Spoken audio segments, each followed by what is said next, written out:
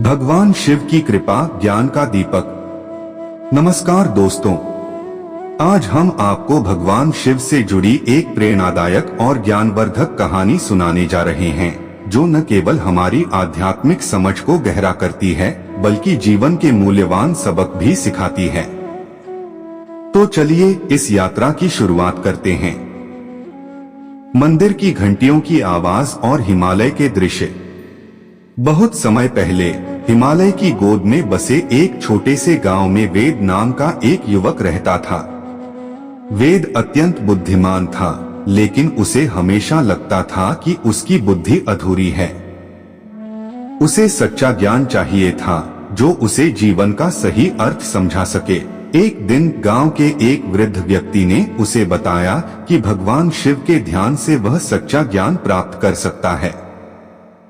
वृद्ध ने कहा, शिव ही हैं, जो जीवन और ब्रह्मांड के गूढ़ रहस्यों को जानते हैं। यदि तुम अपनी पूरी निष्ठा के साथ उनका ध्यान करोगे, तो वे तुम्हें दर्शन देंगे और तुम्हारे प्रश्नों का उत्तर देंगे। वेद ने यह सुना और तुरंत भगवान शिव की आराधना में लग गया।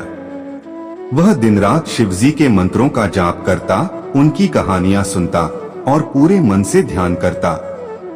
कई दिनों तक ध्यान करने के बाद भी उसे कोई उत्तर नहीं मिला, लेकिन वेद ने हार नहीं मानी। एक दिन ध्यान में बैठे वेद के सामने अचानक एक साधारण सा बूढ़ा व्यक्ति प्रकट हुआ। उस व्यक्ति ने मुस्कुराते हुए पूछा, क्या खोज रहे हो बालक? वेद ने कहा, मैं सच्चा ज्ञान चाहता हूँ। मुझे जीवन का अर्थ समझना है। बूढ़ा व्यक्ति हंस पड़ा। उसने कहा, ज्ञान केवल पढ़ने से या सुनने से नहीं मिलता। इसके लिए अपने भीतर झांकना पड़ता है। अचानक बूढ़ा व्यक्ति भगवान शिव के रूप में प्रकट हुआ। वेद ने आश्चर्य से शिवजी के चरणों में सिर झुका दिया।